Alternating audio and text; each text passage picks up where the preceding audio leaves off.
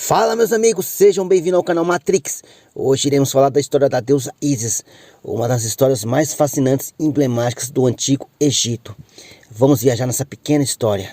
Vem comigo. Ísis foi a divindade do Egito Antigo, conhecida como a mãe de todos os deuses, além de ser esposa de Osíris e mãe de Horus. Uma das deusas mais conhecidas do panteão egípcio foi Ísis, a mãe de todos os deuses, filha de Atum-Ra, esposa de Osíris e mãe de Horus. Ela era uma poderosa feiticeira e curandeira, bem como uma mãe protetora e uma companheira leal. Desse modo, acredita que seu culto se originou na África, posteriormente foi nutrido no Egito e depois se espalhou pelo mundo antigo de gregos e conquistadores romanos. Em suma, ela é uma deusa da fertilidade e da maternidade. Ademais, Ísis teve muitos nomes e desempenhou muitos papéis na história da mitologia como uma deusa e criadora feminina. Assim, seu nome egípcio significa deusa do trono.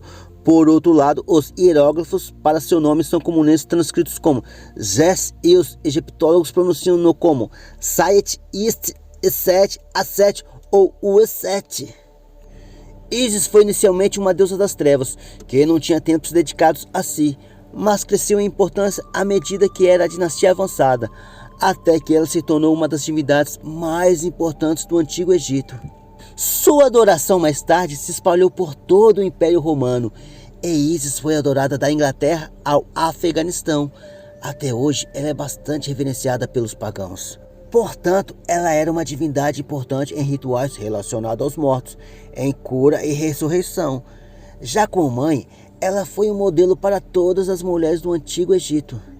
Segundo a mitologia, Ísis foi a primeira filha de Geb, deus da terra, e Nut, deusa do céu. Por conseguinte, ela se casou com seu irmão Osíris e concebeu Horus. Nesse sentido, Ísis foi fundamental para a ressurreição de Osíris, quando ele foi morto por Sete. Usando suas habilidades mágicas, ela restaurou seu corpo à vida depois de reunir as partes do corpo que Sete espalhou na terra.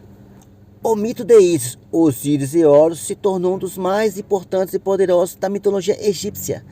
E se refere à morte de Osíris e ao nascimento de Horus. Desse modo, a história afirma que Osíris foi morto por um sarcófago de madeira, que Sete fez secretamente para suas medidas, pois ele tinha ciúmes da posição de Osíris como faraó, e portanto conspirou para matá-lo e usurpá-lo seu lugar. Como resultado, foi oferecido um banquete, onde havia um caixão que qualquer um poderia entrar. Então, algumas pessoas tentaram se encaixar, mas sem sucesso, até que Osíris ousou tentar. Mas assim que se deitou, a tampa se fechou. Em seguida, o caixão foi selado com chumbo e jogado no rio Nilo. Ao saber que Osíris havia sido lançado no rio, Ísis saiu para encontrá-lo. Ela temia que sem as cerimônias e enterro adequados, Osíris não pudesse chegar ao mundo dos mortos. Mais tarde, ela soube que o caixão havia flutuado pelo rio Nilo até as costas de Vilos, atual Líbano, e foi enterrado no tronco de uma árvore de cedro. Então Sete, quando caçava, encontrou o caixão de Osíris e o desmembrou em 14 partes, espalhando-os pela terra do Egito. Mais uma vez, Ísis saiu em busca das peças e conseguiu encontrar 13 das 14 peças, com a ajuda de Néfitis, a esposa de Sete, mas não conseguiu encontrar a 14ª, pois a última parte se tratava do órgão genitor que havia sido comido por um peixe. Com efeito, Ísis fez um falo dourado e cantou uma canção em torno de Osíris, até que ele voltasse à vida. Assim, Osíris foi ressuscitado e poderia ter uma cerimônia e sepultamento adequados. Por causa disso, ele se tornou deus do julgamento e da vida após a morte. Porém, tanto, ao passar pelo mundo dos mortos e pesar na balança de Osíris, seu coração deve estar mais leve que uma pluma. A conquista de Alexandre o Grande deu início a uma era de dominação grego-romana sobre o Egito, perplexo com o antroposomorfismo dos egípcios. Ambos não tiveram problemas em adotar uma figura materna e humana. Portanto, Ísis se tornou uma deusa grega e ficou conhecida como Deméter, e passou a ser adorada a partir do século IV a.C. Todavia, na Roma antiga, havia um santuário de Serapis, em Atenas, em um pequeno templo de Ísis aos pés da Acrópole. Em Roma, seu culto era uma religião misteriosa.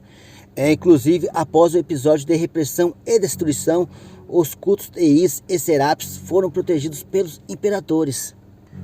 No século III d.C., existiam vários santuários de Is e Serapis em Roma, ou seja, um cidadão romano não precisava ir ao Egito para ver templos com obeliscos, pirâmides e estátuas egípcias.